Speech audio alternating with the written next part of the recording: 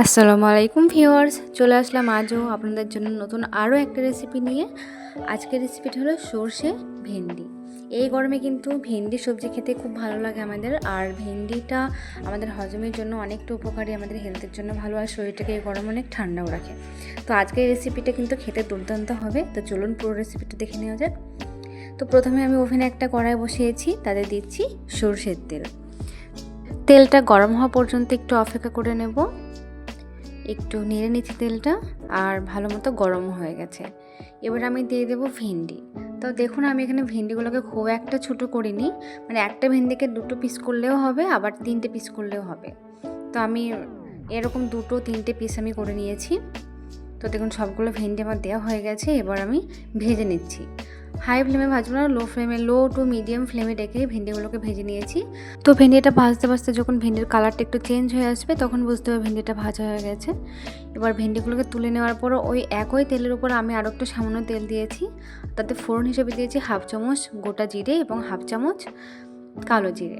হালকা একটু ফ্রাই করে নেওয়ার পর দিয়ে দিচ্ছি টমেটো। আমি এখানে একটা টমেটো, মিডিয়াম সাইজের টমেটোকে মিক্সচারে একটু পেস্ট করে নিয়েছি, তো সেটাই এখানে দিয়ে দিয়েছি।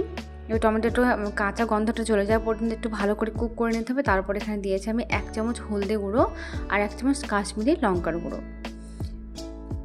এবার ভালো করে মশলাটাকে একটু কষিয়ে নিতে হবে, মানে কাঁচা গন্ধটা চলে যাওয়ার পর্যন্ত কিন্তু কষিয়ে নিতে হবে। টমেটোর কাঁচা গন্ধ থাকলে কিন্তু এর টেস্ট আসবে না, টেস্টটা অনেকটা খারাপ লাগবে। এবার এই রান্নার জন্য যেটা মেন ইনগ্রিডিয়েন্টস সর্ষে।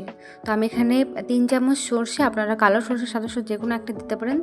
3 চামচ সর্ষে এবং 3 থেকে 4-5টা মতো কাঁচা লঙ্কা, সামান্য একটু নুন দিয়ে একটু জল দিয়ে ভালো করে একটা পেস্ট করে নিয়েছিলাম। তো সেই পেস্টের মধ্যে ঢেলে দিয়েছি এবং 2-3 মিনিট মতো একটু ভালো করে কষিয়ে নেওয়ার পর একটু মানে যে বাটিতে পেস্টটা ছিল সে বাটিটা ধুয়ে একটু জল দিয়েছি।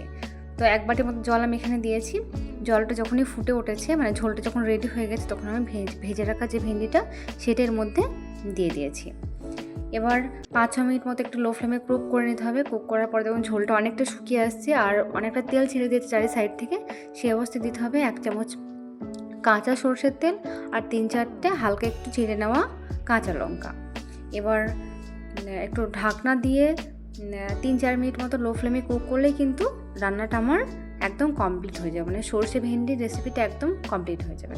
তো দেখুন কতটা সুন্দর কালার এসছে, দেখেই বুঝতে পারতেন যতটা সুন্দর না কালার এসছে ততটা সুন্দর, মানে তার থেকে বেশি ভালো হয় এটা খেতে। গরম ভাতের সাথে কিন্তু দারুণ লাগে খেতে। তো আজকের রেসিপিটা ফলো করে আপনারা অবশ্যই বাড়িতে ট্রাই করবেন, দেখবেন খেতে কিন্তু দুর্দান্ত হবে।